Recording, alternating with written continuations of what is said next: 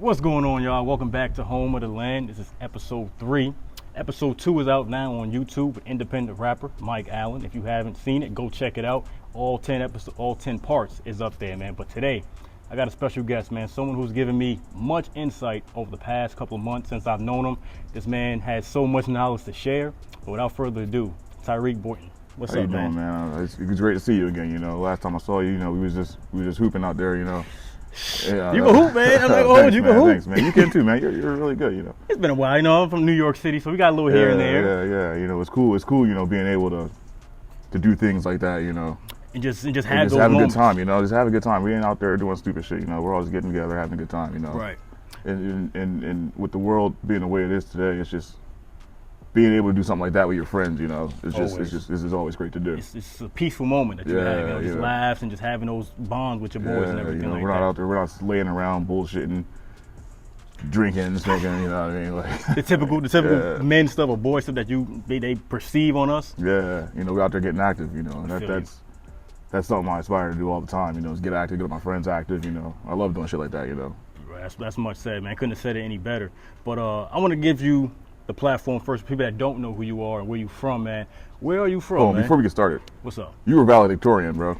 You were valedictorian at Full Sail University. Yeah, man. It's a huge honor. I will say that. Hell yeah. 20 months. It was the longest 20 months that I've ever spent, and just dedicated myself to something that's, something that I wanted to do. Yeah, I always told myself if I ever went back to college, it would be something that I was truly passionate about.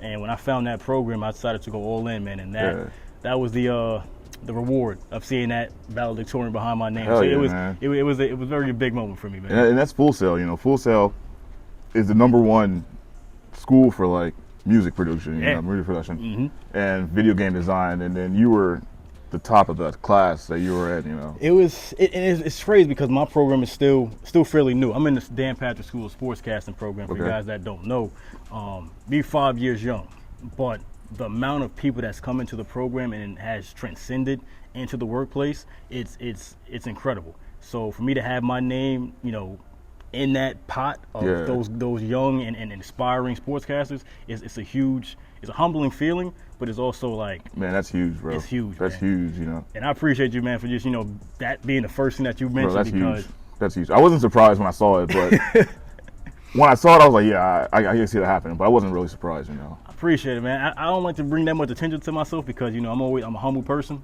I try to focus on, I like to stay in the present, but also realize there's more to accomplish. Yeah. And for you to just bring that up, it's like, I'll take my, 15 seconds of fame, man. Valedictorian, that's something I was never even able to achieve myself. Really? I'm a high school dropout, Okay. So I never finished high school. I never went to college, so that's a feat that I was never able to achieve, and you were. And I think that's great for you, man. Appreciate valedictorian, bro. It's the top. That's the top of the top, man. You can't take a minute for yourself, bro. That's huge. I try to. I really do. Like, when I look back a couple of days after, I was like, man, I was valedictorian. Yeah, man. But when you in the moment, it's like I get on the stage, shake the hand, get the diploma, and walk off. I don't really think about it. Yeah. But like I said, I wasn't shocked because I worked with you before. You're a very hard worker. I appreciate it, man. And I worked with you. I worked with Mike Allen. Mike Allen's also another hard worker. Shout out to him. He's a cool ass. That's a cool ass dude, cool bro. Dude, that's man. a cool ass man. dude. Mike Allen's a cool ass dude. He's one of my best friends. Yeah, man. Like I said, it didn't take me that long to really mesh with him because I don't really interact with people like that. I'm very closed off. So when I really fuck with you and I really find you as like a person I could really build with, oh, that's genuine. That's nothing but genuine relationship. Absolutely. He's one of my best friends. I was able to meet people like you. Mike Allen. I work with Mike Allen. Necro from Flesh Sermon. Remember Necro, right? Mm-hmm. Necro. Man. His band's doing his thing. They're legit. They're a legit band, man. Yeah, they're super talented. Him, Sensei, the drummer. They're extremely talented, man. I remember he let us play. He let us listen to one of his tracks, a few of his tracks, and I was like, that's you. I was like, that's you. Oh, he's like, man. And I was like, bro, they're incredibly talented. We were the first ones to hear that. You was the first ones? We were the first ones. Oh, I'm honored now. That wasn't even released, man. We were the first ones. Bro, he used to speak about it every day. When he used to be there, I used to be like, what's up, man? What's going on? He's still working on the project, man. We got to get the mixing right. I was like, bro, he's dedicated. Yeah, he is. And those are the ones that I could really gravitate to. I'm like, I could relate to those people because it's, there's nothing easy, nothing successful. When you want to be great at something, it's not going to be easy. No, never. Never. And, we realized that and we put in the work. But Where did that mindset and like that? Where did you get that from? What, the work? The work ethic of having that work ethic and just going for yours and just being, you know. I don't know. I gotta give credit to that. You know, my dad was working. My dad worked, bro. Okay. My dad worked. That's a working. Like, he's like that. Everybody hates Chris Julius working. Like, you know, my dad was work. My dad used to work. I think he still does. My dad worked like 7 to 7 every day. Like, my dad was working, man. That's much respect, man. I remember growing up in Philly, my dad used to take me downtown with him. He used to play 3-card, and he would take me downtown. 3-card money? Where you take the 3 cards, you gotta. Oh, okay. Got you. It was me, my dad, my cousin Tone. I think my cousin Philip was there. Who else wanted it? My cousin E. Rest in peace to E. You know, and my dad used to take me downtown with him, and he would play the 3 cards. And he actually taught me how to play 3-card. So I could, yeah. It's like it's a method to it, or like how you? Yeah, it's a little method. Yeah. You ain't gonna disclose it. That's for behind the scenes. This is when I was a buck. You know, my dad used to take me downtown with him, and my job was to watch for the cops. So I'd be like, yo, Dad, cops coming. All right.